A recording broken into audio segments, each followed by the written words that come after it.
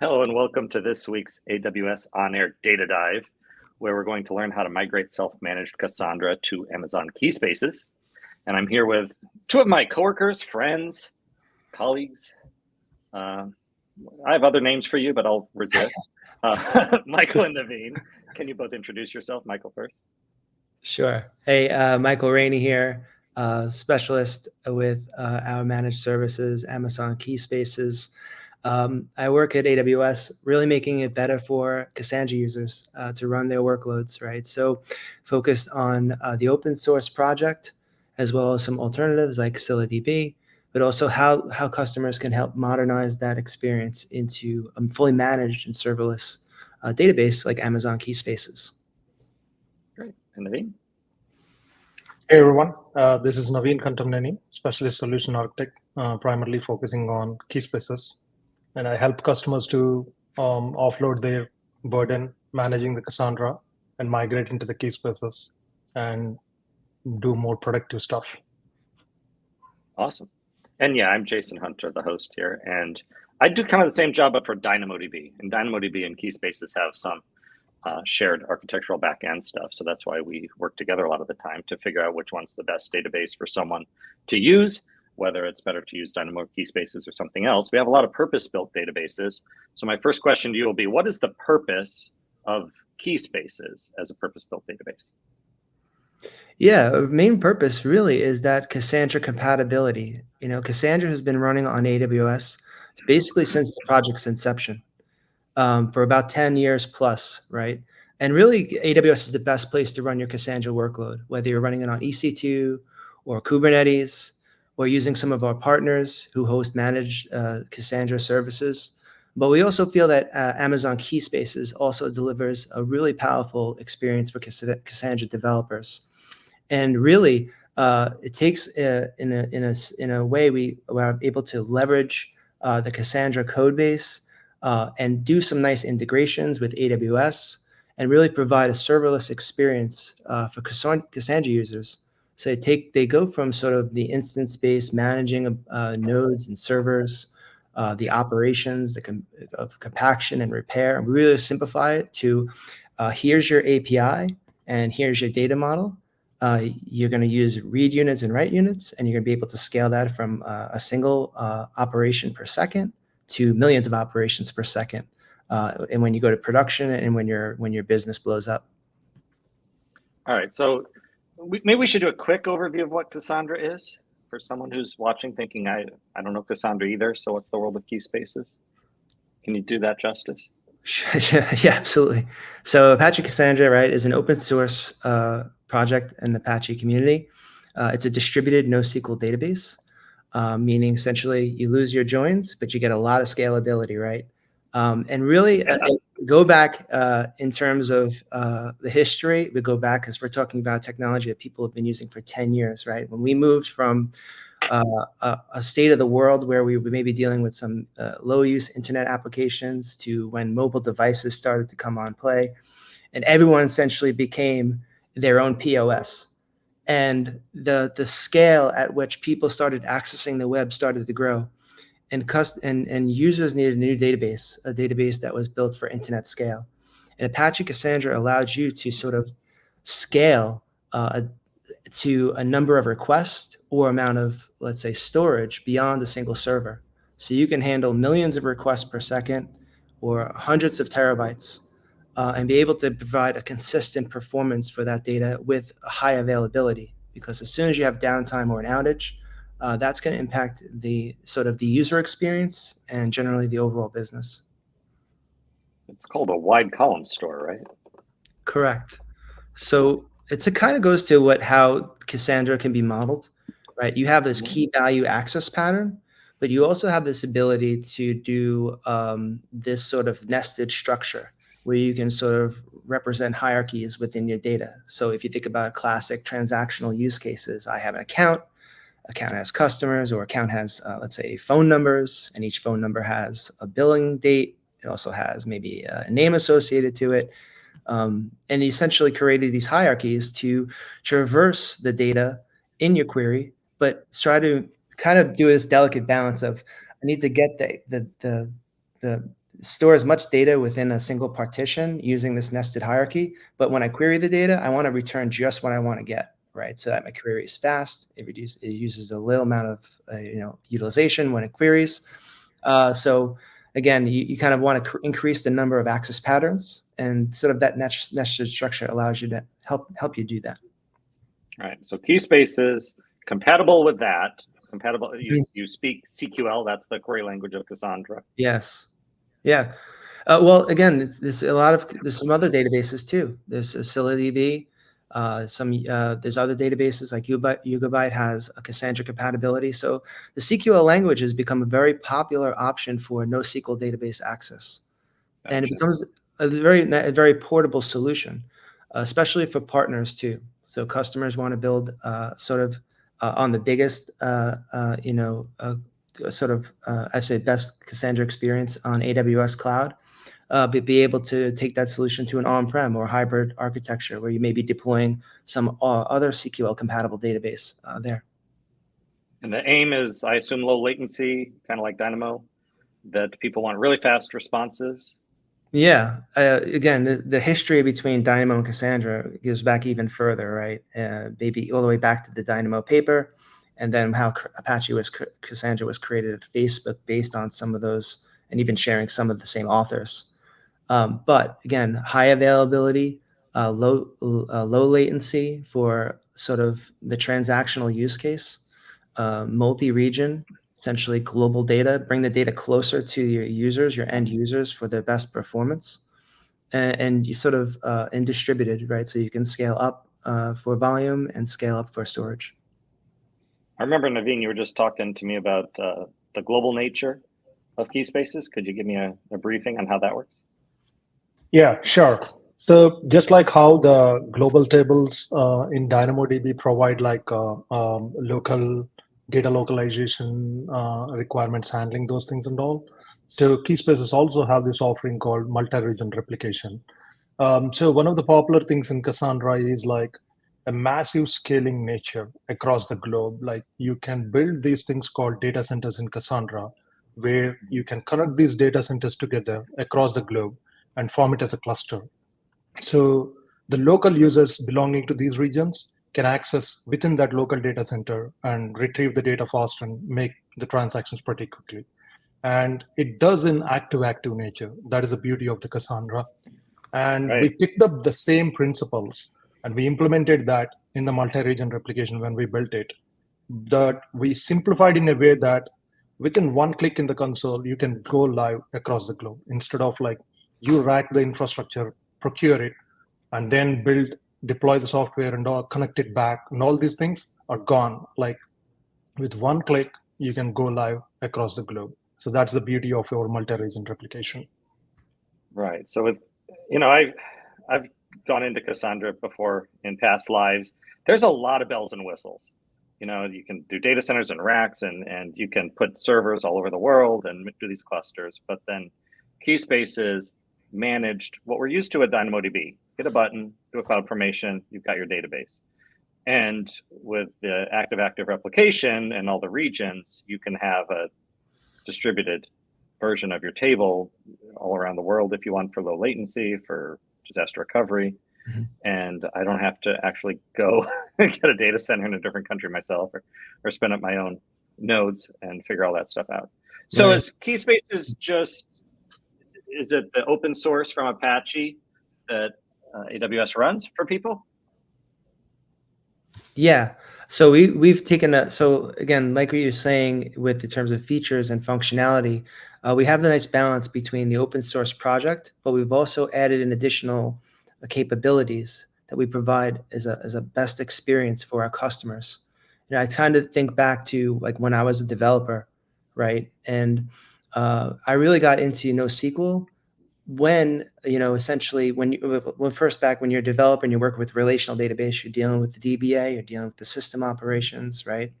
You basically can't even touch the schema. And you're like, well, I'm going to just try to figure out how it works. I'll try to write the queries the best I can, and I'll ask for them to index the data when the performance is really bad, right? But then we got to NoSQL. And like you were saying, is like, well, now I'm the DBA as the developer. That shift of responsibility moved over. Now I'm making the data models, right? So it was a little bit of extra burden, but then I can also, it was more ownership. It was more freedom for me. It was one less person. It was one less barrier to building great applications. Now, when you move to serverless, right? That's now you get to create a table on the fly, right? Whether you're doing it through an API or you're doing it through CloudFormation, right? And you're sort of working with how much capacity that table should have. So you're dealing in a totally isolated and independent way, where now there's not really an owner of, let's say, all of the tables or all of the cluster, is responsible for scaling things up. And when I create a new table, I don't have to worry about what are the other tables doing or what other applications are running alongside of those tables. So as a developer now, you really get to operate in an independent and isolated way, which has been really super powerful for our customers and the customers' organizations who adopt Keyspaces. Yeah, you mentioned serverless. We didn't cover that before, but it's serverless. Mm-hmm. So instead of thinking about instances and sizes and how much I could get off a box, I guess I'm hoping people out there know Dynamo, but it's this Dynamo kind of experience of turn a knob. How much do you want? And you can turn it back down and it's instant reactive, right?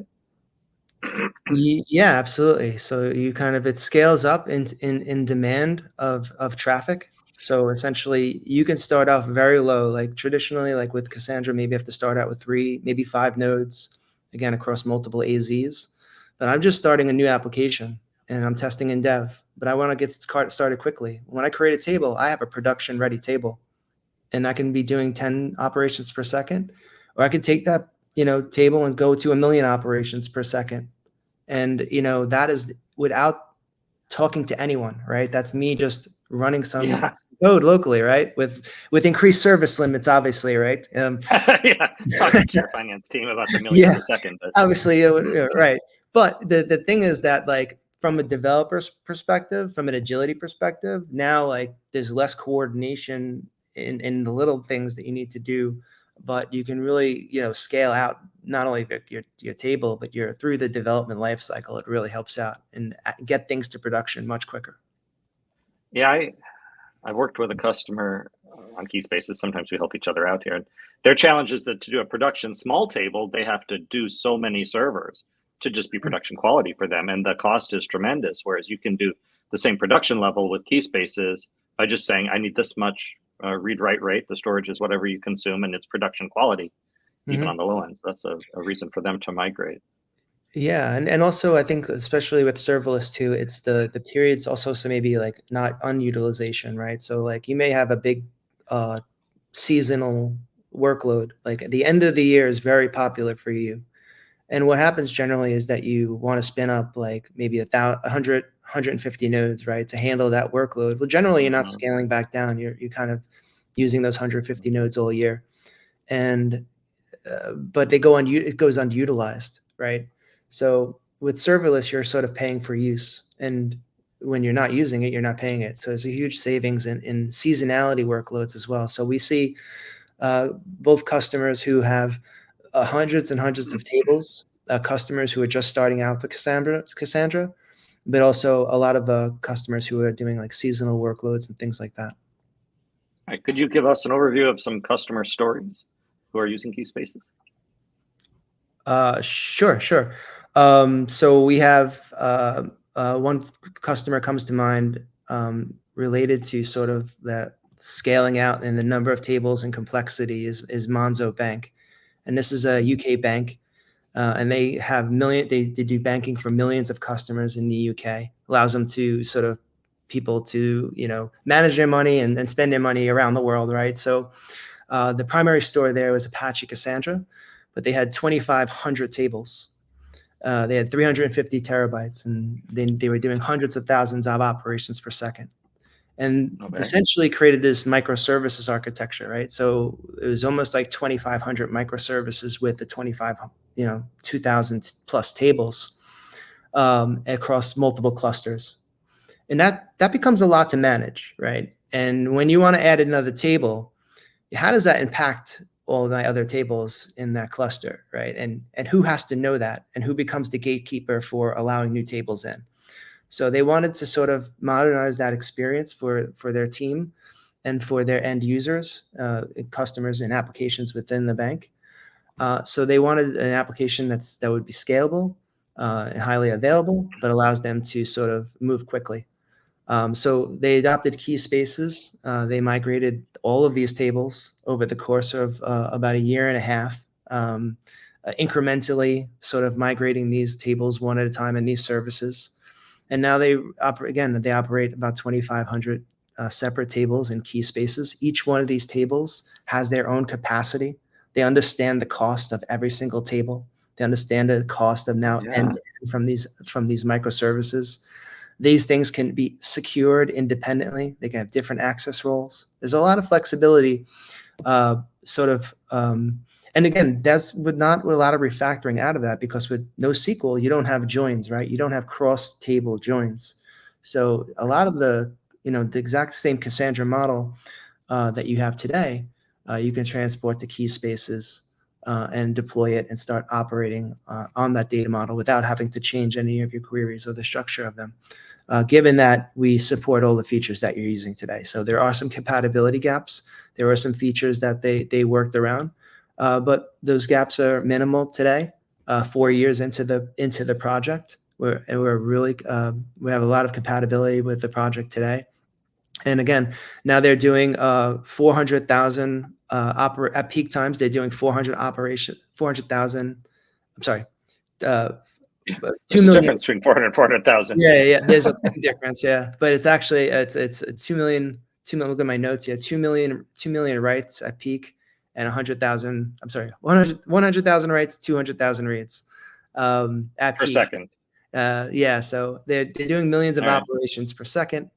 They have 350 terabytes of data, and they are continuing to grow and sort of improve the performance of their application today. I really thought it was interesting, the noisy neighbor aspect, that they had a handful of clusters with shared tables. One table gets busy, it impacts the other ones. It's like a hotel room where the person's blaring their TV next to you. But then by going to Keyspaces, each table has its own dedicated amount of capacity that you control. No one else is going to take away from you, right? And so each of those microservices that was going against a table controlled its own destiny, instead of saying, why is it slow? Oh, because that microservice over there is sharing my cluster, consuming my CPU or whatever it is. Yeah. That sounds nice. Yeah, and again, you want these things to couple. Like, as a developer, I want to be able to work on the service, and I want to be able to work on the table supporting that service. And I can do that, get to production without even the concern of impacting other tables, right? So it's a highly agile, and it's a highly granular way and decoupled way to deploy your Cassandra workloads. Naveen, do you have a favorite customer story? Oh yeah, coincidentally, my favorite story is also from the finance industry, but from investment banking side, actually. So they have a use case that was running on Cassandra, which is storing this historical investment data in that. And the way it grows is like every time they onboard a corporate is a customer for them. And then their data need to be supplied through the database, like Cassandra. And they have this requirement of storing 10 to 15 years. And that should be readily available for the customer at any time they request it. It's not like a single customer. Like when they onboard a corporate, that means that anyone who is within that corporate should have access to retrieve that historical data within like that. And at the same time, every time they are onboarding, they need to add more number of nodes and increase the cluster size. And it becomes much more complex. And then they are looking for an option to offload that burden of managing as well as expanding. So both of them. So last year, we helped that customer to migrate into the Keyspaces. And so one of the beauty now is since they migrated into Keyspaces, they onboarded like 2 different corporates quickly like that. They don't need to provision anything. They don't need to have that waiting period of like someone is going to take care of that network racking, stacking, and then adding nodes back and all these things. So right now, they don't even need to communicate to anyone. If there is a corporate that is coming in, they will do that UAT and they will just onboard in the production. That simple it is for them in the life now. So yeah. Right. Michael, do you have an example not finance? Yeah, I do. We have a customer, GE Vernova. This is an IoT use case. It's time series data for asset performance management. So what they do is essentially predictive analytics on, let's say, IoT sensors out in the field. Hey, is this oil rig need maintenance at this point? Probably, right? So, and they actually is a SaaS platform. So they allow other customers to run their IoT applications on this SaaS platform of theirs. So they were actually running ScyllaDB, which is a Cassandra compatible database that is sort of built for high performance for Cassandra workloads. But they came into performance issues, right? So they had about 50 something nodes in their cluster today. And they essentially had a whole bunch of these IoT applications, reporting data every minute, and then clients coming in to do, various reads or, maybe analytics jobs against this as well. Mostly reporting and monitoring. But essentially they wanted to do like batch jobs at night. And what would happen is if they ran this, they would start seeing performance problems on some of the tables too. So like they had this batch process that, they were like removing customers, like heavy delete operations. They started seeing a lot of challenges with doing some of the like data operations and cleanup and sort of managing all of these tenants that they have within the cluster. And again, they had no visibility into tenants, right? So if you have 100 or so tenants, within a few tables, what is each tenant utilizing, right? So there's like observability challenge as well. So when they moved to Keyspaces, they moved 600 terabytes of data. We migrated 600 terabytes of data in about okay. Yeah, it's 6 months. 6 days, 6 months. Which one? Yeah, 6 months. All right. You want to do it live, right? One of the, one of the things that's fun about this is actually the large scale migration projects that we do. And we did this project in about 6 months to migrate them. And essentially what they did is they moved from a single tables. They had about 4 tables storing all of this data. And we moved them to like hundreds of tables. Each tenant now has their own set of tables or maybe even their own key space, right? And now they're able to look at the customer and say, all right, this customer is utilizing this much, right? They also can provide better observability. They've gone back to their customers and say, hey, listen, you're writing too much. Like, why are you writing a IoT sensor every, like 10 per millisecond? Like that's way too much. You're repeating a lot of information. So it's given them a lot of visibility into how even their end clients are performing, which is actually a really nice value add for their platform now. So that's when you move from some of these platforms to Keyspaces, there's this aspect of not just lift and shifting and relieving the management, but there is a modernization aspect to this, to a modern data platform that provides a lot of these things at an infrastructure level, instead of you having to build that into your application. That, like, if isolation isn't in the database level, you have to build isolation into your application. So it really offloads a lot of that for you. And as well as that's a development task, not always an operational task. All right. So if they're migrating in 6 months, can you walk me through what goes on during those 6 months? Because we want to focus on the act of migration. Yeah. On today's show. So what are they doing during those 6 months? How do they jump from this to this database? Right. So importantly, you have all this IoT data coming in, right? And now you also have 600 terabytes of historical IoT data that you don't want to lose. Right. You want to put over with you, right? So at a very high level, right, you want to sort of mirror the traffic of the writes coming in, but you also want to copy the historical data over from database to Keyspaces. And how that works is really sometimes dependent on each customer. In this case, they were using Kafka to stream data into ScyllaDB. Now, when you're working with the messaging tier, this is pretty helpful because it's very easy to create another consumer of that topic. And now I have another consumer that starts picking up the live writes.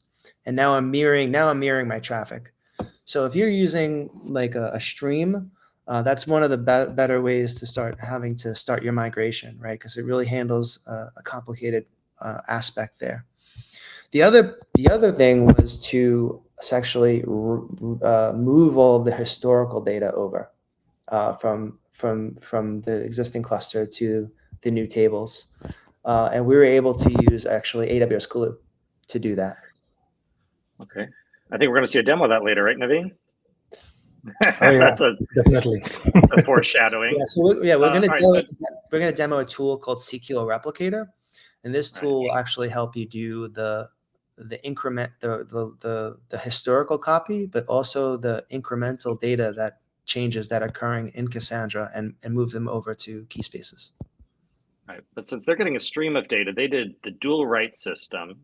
Yes. So you create a Keyspaces table.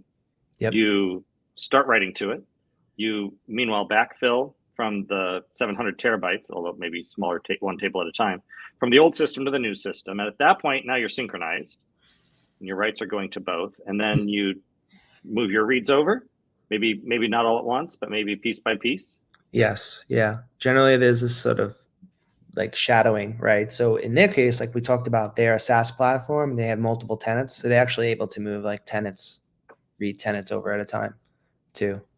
So it depends on how you could segment your data, but generally reads will be in a few different stages. Like when you want to do it, like let's say a transitional migration, soft migration, is maybe you're doing those reads in the dark at first. You're doing it asynchronously. Maybe you're comparing the results of the reads versus Keyspaces and Cassandra, seeing if the data is correct.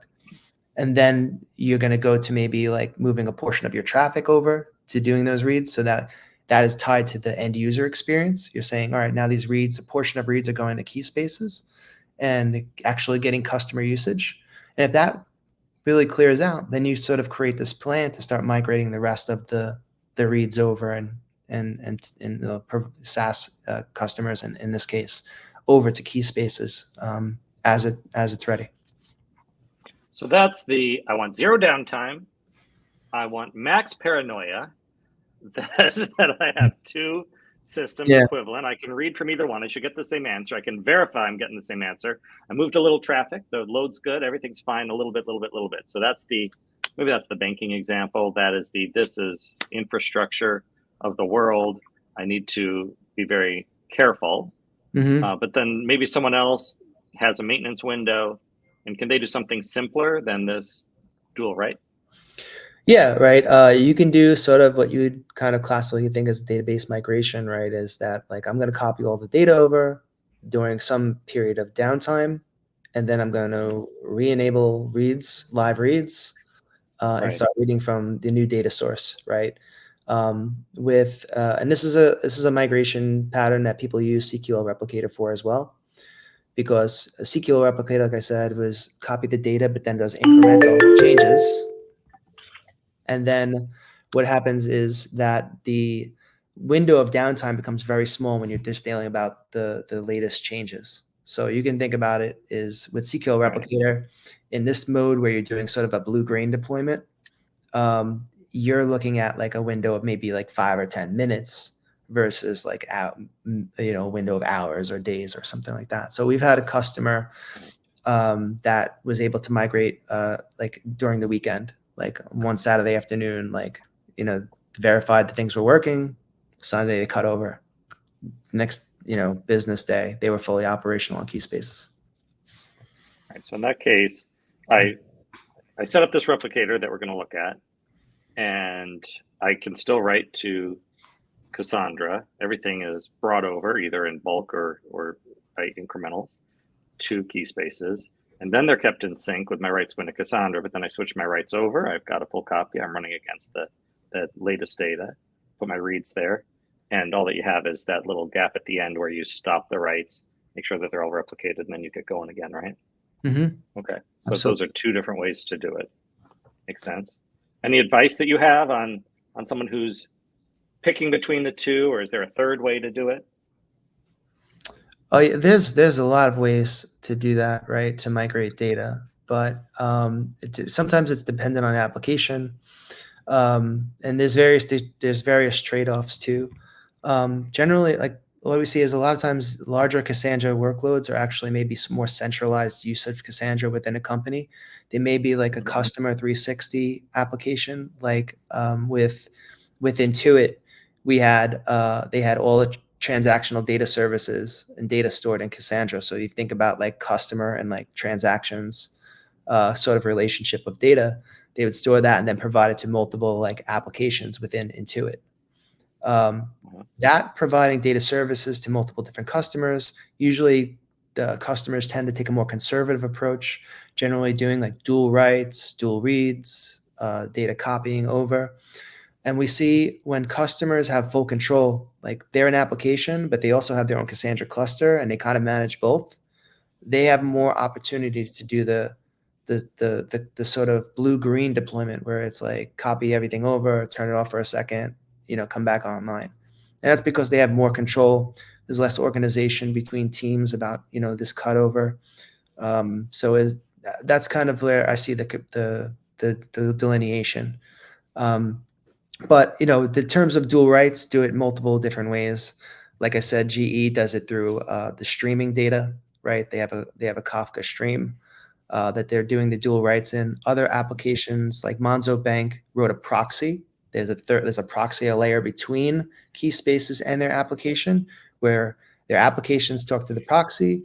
They're actually implemented like a DAO layer where they kind of then do the Keyspaces, not only just like the writes to Keyspaces, but the ability to do like dual writes and stuff like that. Like all of that logic is embedded in there. And then there's a third customer who will actually take that dual writes logic and embed it into their application. And that example would be like Intuit. So it depends, but there's a few different choices, a few different ways to go. But you got to think about like main key things is like, I have a very big cluster. It's like a very big problem. Like I have 100 terabytes. I have 100 terabytes of data. Yeah, right. Exactly. Do it live. We have a very large cluster, and you got to break that big problem into very small problems, right? Right. So like, how can I segment the data? How can I segment the application? Maybe it's by table. Maybe it's by customer, like individual customer. Like if I only migrate 5 customers over, you're looking at a 10 kilobyte migration versus a 500 terabyte migration, right? So if you could think about how can I migrate 5 kilobytes at a time, the migration becomes kilobytes. Maybe you're thinking about a lot of steps, 100 megabytes at a time, right? Say that. A little more like it. But what I wanted to focus more on is like that big problem.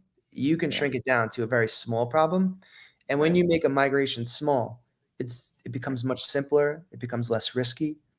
So think about breaking it up into many small parts that you can do over time. So before we see the demo of a migration tool, I want to understand what do I get when I'm done? I move to Keyspaces. What technical deltas should I be aware of? I know it's serverless instead of instance-based. That's one of them. Well, that's probably the biggest, right? And there's a huge difference there, and you know this well, Jason, right? Like it's like with the instance database, like one, I have a lot of knobs and things I can tune on the database engine to really tune it. But there's like there's dragons there, right? Like that can be your responsibility, best friend and worst enemy there, right? But other than that too says it's a kind of an advantage with instance based, right? But a disadvantage in some cases, especially when working on a large team. Then you have this challenge of like with the instance space, when you do a lot of queries and you maybe exceeded the instance's capacity, things start to slow down, which creates a natural back pressure on the application. With serverless and some other AWS services, like when you're doing these requests, everything's working predictable. There's no jitter. There's nothing. There's no performance differences, even when you scale up and scale down. But if you come across like a hotkey or come across some of the service quotas or service limits, which we advertise, you generally get like a quick response, like no, like it's a cutoff, right? Like scale up, performance is great, but then no, Right. And that creates a little bit different dynamic of working with the service. It takes that in the application side, you need to like maybe add a little bit of delay in your request. Like you're adding a little bit of time delay between the next request. So from an application standpoint, you're kind of managing the overloading of a system. You mean if I get what we'd call in Dynamo a throttle? Yes. You get a throttle, it's like, right, take a little pause and try again. Dynamo's, I think, the same way. You're either going to be fast or you're going to be told, I'm sorry, you're allocated at 10,000 and that was the 10,000th and first one. Right. I'm not going to be slow. I'm going to quickly tell you, please try again when you have a little bit, try next second when you have more capacity available, or increase your capacity. Right. Which does seem nicer than just, maybe I'm used to Dynamo, better than like, and then I get slow and then everybody's latency goes up and you think, why are things slow? It's fast as a yes or it's fast as a no. And if it's a no, you retry or crank your number up. Right. And I think that's not really the end of the story either, right? Because the server and Keyspaces, or the service itself, is trying to increase your capacity at the same time. So although you've hit one of our limits, we're trying to change what's going on in the back end, adding capacity of where it's needed, right? To help assist you with that challenge. And it's common, right? You have a data model you designed today and it's 50-50 writes and reads. And then it changes. It's like 90% writes and reads, and it's only hitting a certain amount of keys, right? The dynamic of that data change. With the instance space, it's very hard to react. But with Keyspaces, like we're going to add more storage to like that range of keys of where the access is hotter. So we actually, very specific way, like increase for more throughput at a table level, increase for storage at a table level, but even at the key range is that we're able to add more keys, more storage and more throughput to scale out for hotkeys and that kind of access pattern changes. Yeah, I'm used to that with Dynamo, and one of the pieces of advice I give people is it's tough to benchmark adaptive databases because you try once and it does a certain amount, but because you asked for that level, it says, oh, like a biceps, I'm going to get stronger. And then, 15 minutes later, you're getting double the capacity you had before because you put a lot of activity on a certain key and it grows, therefore, the capabilities of that key, right? And this is a good place to say for everyone following along, if you're having fun, we're going to drop a survey link where you can tell us how we're doing here. And first 20 people get $20 in AWS credits. So please do that for us. And you also feel free to write questions in there. I'm doing my best to keep these two on their toes, but maybe you have something you want to quiz them on. I'll ask a hard question before the demo, which is, so what you talked about compatibility issues. What should I be aware of? Like, what might I depend on in Cassandra that I have to rethink if I'm in Keyspaces? Just a couple of features that we don't support today. Some of these features are actually sort of like known anti-patterns, things like secondary indexes, materialized views, things that maybe have security challenges like user-defined functions. Yeah, that's got to be hard. Yeah, UDFs would be very tough, right? So we don't do UDFs? We don't do UDFs. Yeah, it makes sense. I could say more importantly, on our website, we listed the things that we don't support, the things that we do support. But overall, in terms of direction, we're going to try to stay compatible with the Cassandra project. As it evolves, we want to stay compatible with that project, contribute back to it, as well as do direct integrations with AWS when it makes sense, and things like point-in-time recovery, where we provide a 35-day window of point-in-time snapshotting of your database to be able to recover that, very quickly and down to the second. So if I've mistakenly deleted a table, then, I go back Tuesday, 2 p.m., get all my data back at that point in time. So it's really nice features and integrations where we focus on, like, again, the customer, what's the best experience, what's our experience in building NoSQL databases and integrating that into this project as well. Yeah. Pitter is something Keyspaces has that Cassandra then doesn't have, huh? So it sometimes goes both ways. Sometimes Keyspaces is able to add that's a great operational advantage. We have it in Dynamo. Right. There's definitely there's things that we're going to choose that are going to be things that we can do natively on AWS that would provide a better experience, and those are things that we're gonna think that we can be a little bit opinionated on. I think we're opinionated on quorum, right? Quorum, yeah. So, well, yeah, consistency levels. We don't support all of the consistency levels in Cassandra. The main, what we do is we have essentially a replication factor of 3 in the Cassandra world. So we have 3 copies of your data over multiple availability zones. We support a strong consistency and eventual consistency operations, but we are a little opinionated on, like, writes being strongly consistent and reads being eventual consistent. But again, we can make some nice trade-offs there too. So with eventual, because we use the 3 AZs, right? So that's why we have that replication factor of 3, because every region has the 3 availability zones. We therefore make sure it's durable by writing to at least 2 of them, is what that means, right? Right. Before acknowledging success. Yeah, absolutely. So at least 2 out of the 3 are going to make sure that's successful. And then on reads, like, there's some interesting trade-offs you have now. Like for eventual consistency reads, it's half the cost versus strongly consistent. So it like, again, like I was saying, the responsibility of the developer becomes like you have a lot of control over cost, but the number of variables have changed. Like if as a developer, I'm doing my Cassandra queries, I may need to know, like, this compaction needs to be tuned this way. And when I do a read, it consumes this much memory and this much disk IOPS. It's a lot of variables to take and optimize, right? With Keyspaces, like, I could be like, oh, I'm doing a strong, consistent query. Well, let me reduce this workload in half because I realize that I can use eventually consistency. And you're just changing the number of read units you consume and you lower the cost. So it's say what you want, you get it. You don't have to think about competing CPU resources. Yeah, so you're taking, like, a lot of variables out of the equation, you're simplifying it, and it's almost like a gamification of like capacity. And it's kind of fun to be able to get some of the gains you can get, like reducing workloads 2-3x sometimes, just by changing an access pattern a little bit. But it's all sort of developer choices.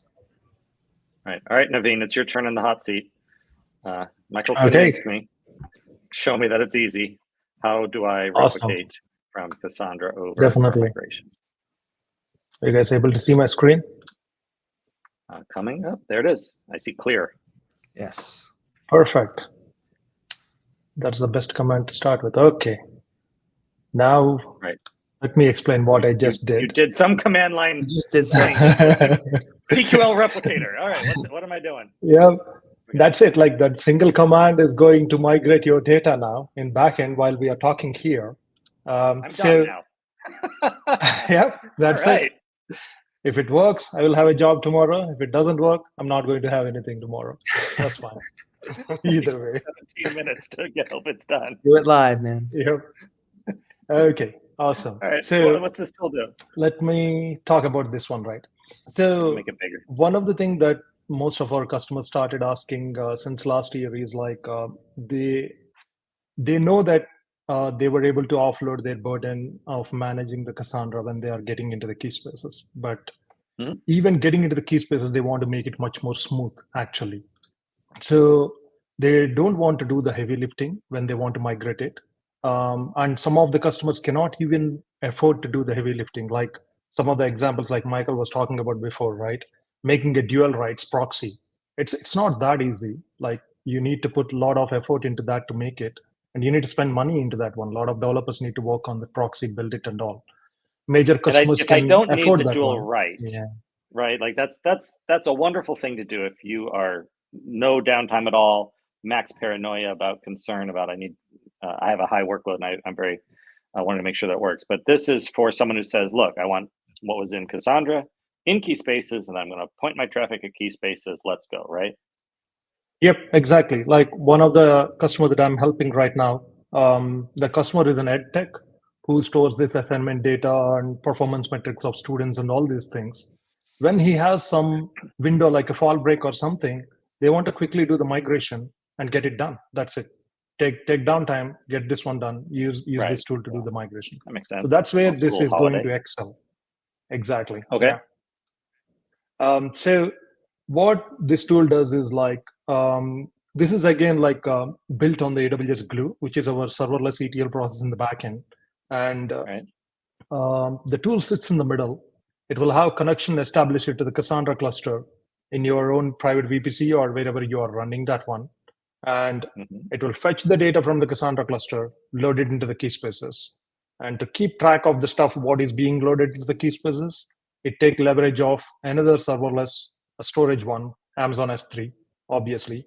And it will keep keys over there to keep track of like what is being changed since it first migrated the data into the Keyspaces. And it will keep on doing that incremental changes constantly until you stop it. So okay, so big bulk glue job, watches, copies, backfills, checks for changes, S3 state. I don't run this forever.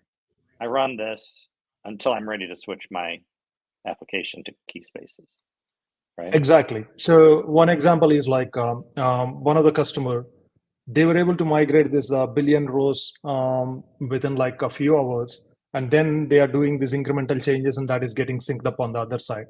And there is a replication lag of like a few minutes for them. And when they are ready, by the time they are switching this application to the Keyspaces, that few minutes will be covered. And by the time they landed into the Keyspaces, their data is already being synced because of this incremental nature and the fast way that CQL Replicator keep on syncing it. And this is a continuous process until you stop it. It's pretty classic CDC, exactly. Right? Watch for changes, propagate over, sweep, right? All right. Exactly. So one difference is like for CDC, it requires the deduplication, like identifying what is a primary copy and all these things, right? There should be some inconsistency in data that you need to handle through the deduplication process. But with the CQL Replicator, we use the front door to get the data out of Cassandra. So you don't need to worry about that part here. So whatever data that is getting synced into Keyspaces will be the latest copy of the data in the Cassandra. The front door, meaning you're actually doing CQL queries against Cassandra, not trying to look at the back end and looking for changes at the disk level. You're just saying, so what's new? Let me copy it. What's new? Let me copy it. Gotcha. Yep, that's right. All right. Is it done yet? No. Do you have a job? I'm curious. I'm also curious too. Let me go back here. And you can see the Cloud Shell, right? Okay, at least it initiated the migration job now. Okay. You want to scroll up and just show us quickly the CLI that you did? It was a CQL replicator thing. This is where you did it, right? I like the logo. All right, so we ran CQL replicator, a variety of config options like where to write in S3, source, table. All right, makes sense. That's a command line tool. Starts up glue jobs, the glues are running. Table. Yeah, I'm passing the source table, I'm passing the destination table, and I'm hitting like migrate this table into the Keyspaces. That's it. Safe mode disabled. That's always fun to see at the last flag. I have no idea what that does, honestly, but way to do it live. We definitely need to change this one. What does this mean is like, don't keep on waiting to identify the changes in the Cassandra. Keep on talking to the Cassandra, identify the recent changes and move the data quickly into the Keyspaces. That's what this meant by. I liked it more before you explained it. Yeah, but yeah, the simple way to answer this one is like speed up your replication process. That's I like go fast. Yeah, go fast and break things. Yeah, I can answer that one, man. All right, so I will go ahead and show this one. This is my source Cassandra cluster. This is a 3-node Cassandra cluster. I have this table, orders table with 131 rows here. And this is my destination Keyspaces. And before the records were 0 here. And hopefully, if the migration job is What's running it going to be there, now? let me see whether it migrates the data or it already errored out in the backend. Okay, something happened. Let me see. Oh, yeah. It already did its job. Does Let that mean me it's see. done, or is that 100 total? Or oh, there it is. Okay. Yeah, it was Oh, 100 for the it already first got page, 131 right? records. Yep. All right, so it was That's that right. fast. Yeah, It 100 did its records on the job. page. Yep, that's true. And let me show you the job here that was running here in the glue. So this is a CQL replicator job that you kicked off when you run that command. And if you go to the, do you want me to minimize it a little bit? Let me do that. Yeah, that's pretty crowded because of the font. Yeah, that's I know. Better. How about now? Yeah, it's small, okay. but we can see it. Perfect. This is glue. There are three. Right, this is the glue job. This is glue. Yep, there are 3 jobs that are running. One is a discovery job. The entire purpose of this one is to identify what rows got changed in the Cassandra. And it will pass on that rows to the replicator jobs here. And these 2 replicator jobs will identify that changed rows and will stream it into the Keyspaces. That's the purpose of it. So someone asked earlier, basically, what happens if there's a problem here? Like if one of those things fails? Does it actually, that's chugging? a really good question. So we already built the resiliency into the tool itself. Say if this job failed, immediately a new job will get spinned up here. At the same time, if say, for example, an insert, we are trying to make it into the Keyspaces failed, or a read, we are trying to make it into the Cassandra failed, we have resiliency built into the tool to retry that one many times to make it succeed. So yeah, and to answer straight, yeah, resiliency is already built into this tool. And if anyone has other questions, throw them in the comments. I mean, the tool, some of these migrations and copying data can last for days or weeks. Like if this tool wasn't resilient, then it couldn't stand up to any of the sort of migrations that we do. So again, this tool is meant to be run for as long as you need the migration to occur. That's right. Weeks? What's the usual? I mean, on the 6-month thing, we're not running it all 6 months. There's a lot of business process in the 6-month migration. A lot of testing and whatnot, but is this like a week thing? It depends on the source table size. Yes. Yeah, you have some variables to play with, right? You can scale up. You can do things faster. Like you can run it for 6 months if you want to run it at 100 TPS, right? Or you can run it at 200 TPS, and then it's gonna be much quicker, right? So it's a slight variable there. Got it. All right. Okay. So let me show you like a live insert and see like. Yeah, because right now you just did a bulk copy, but you didn't do any sort of like change. Yep. That you did kind of like a backup restore, which is much easier than live tracking. So let's prove it can do live tracking. I just did an insert here. You can see in Cassandra. Before I don't have this recorded, now I did it. And now go back here to the Keyspaces and try to query it. And there you go. That's how fast. It's going to stream. Yeah, it's going to be pretty fast, Cassandra actually. Oh, what is that? I'm querying from the Cassandra at the backend. You promised that was Keyspaces? Yeah, it says Keyspaces in the console. I think I'm going to trust you on that. Yeah. All right, that was really fast. So it did it very quickly, noticed, and then it quickly copied it over, did the write, and the very next query saw it. So this is where, at that cut point, you let it run for a while, and all your traffic still goes against Cassandra. And in the meanwhile, it's backfilling. It's doing basically the first 131 million records instead of 131. And then all the recent writes still go to Cassandra. The tool sees them, it copies it, and you're very close in sync between the two at that point. And then you hold your breath, wait for the last little ones to copy over. You put your traffic, your read-write traffic against Keyspaces, and you're good to roll. You've turned off the replication. And now you're live. For anyone who can do that breath hold for the last little copy. If you don't want to do that, then you do the dual writes. Yeah, that is true, actually, in one way. But there's so much less engineering here because you did one CLI command and you had a full copy of what was in Cassandra over in Keyspaces. Yeah, full and incremental. It will keep on running that. Yeah. You name it. I guess you had to make the table first. Keyspaces table? Oh, yeah. Yeah, that is something we need to do it ahead of the time, like source and destinations. We just need to configure that one for the tool. And from that point, it's going to just take care of this migration one. And the beauty of this one is like, this is built on this serverless services, right? So even if you were to scale a lot, like if you have a lot of data, now we are talking about just 131 records. In reality, even if you are having billions of records in the table, the only thing is you're just going to increase number of workers or number of glue jobs there. And that is very much configurable through the parameter, and it will take care of rest of the things.